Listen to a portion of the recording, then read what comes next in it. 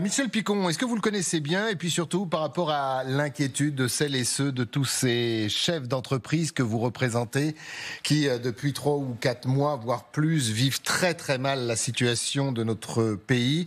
Est-ce que vous êtes rassuré par quelqu'un qui fait peut-être pas trop d'esbroufs, mais en tout cas qui travaille?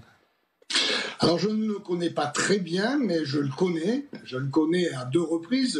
Je l'ai rencontré en sa qualité de patron de la Caisse des dépôts et consignations, et c'est quelqu'un qui est à l'écoute. Il gère beaucoup de choses. C'est le banquier public, hein, si je puis dire.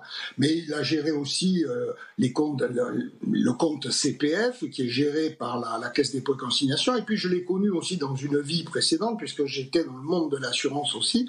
Et je l'ai connu lorsqu'il était aux commandes de Generali, à un moment où cette société d'assurance avait besoin d'être un peu redressée. Il l'a fait avec beaucoup de talent, mais je dois dire aussi beaucoup d'écoute des collaborateurs de ce groupe, mais également des réseaux de distribution, des agents généraux.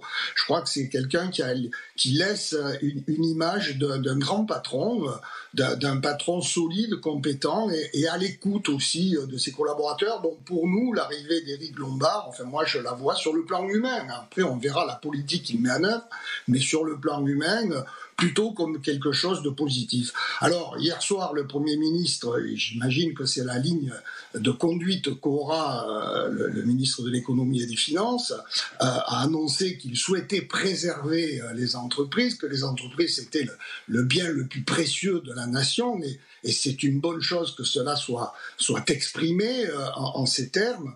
Et bien évidemment, nous espérons, nous, de la durée dans ce gouvernement. Je veux dire, les entreprises, elles ont besoin de lisibilité, elles ont besoin de stabilité, et j'espère que la classe politique dans son entier comprendra que le monde de l'entreprise a vraiment besoin que ce gouvernement se stabilise et puisse agir pour tous les défis qui sont devant nous. Je veux dire, il y a effectivement une dette, il y a une situation de notre pays qui est préoccupante.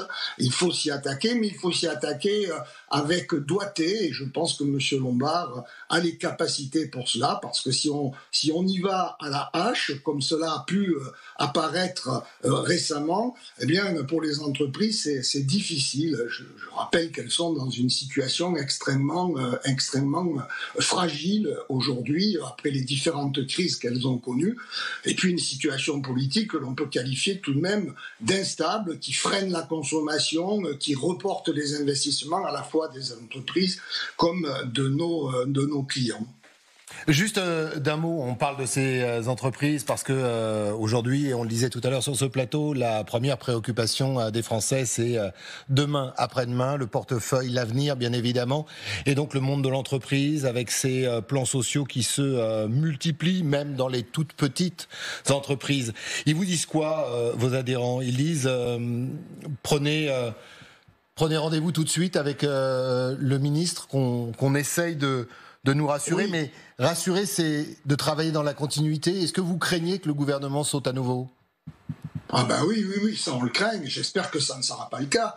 J'appelle à la responsabilité de tous. Enfin, on ne peut pas censurer un gouvernement tous les 2 mois ou tous les 3 mois, voire même plus court, puisque si ce gouvernement était censuré à l'issue du discours de politique générale du Premier ministre, ça serait une catastrophe.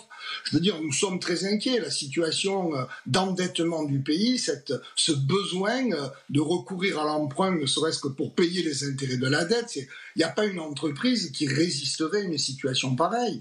Donc, évidemment, nous sommes dépendants des marchés, et une instabilité politique aussi forte, nous la redoutons. Et j'espère que ce gouvernement va lui laisser le temps de mettre en œuvre une politique. Il sera temps, au moment des élections, de la censurer ou de ne pas la censurer. Moi, je ne fais pas de politique, mais nous sommes dans un environnement aujourd'hui où chacun doit comprendre que la situation est préoccupante.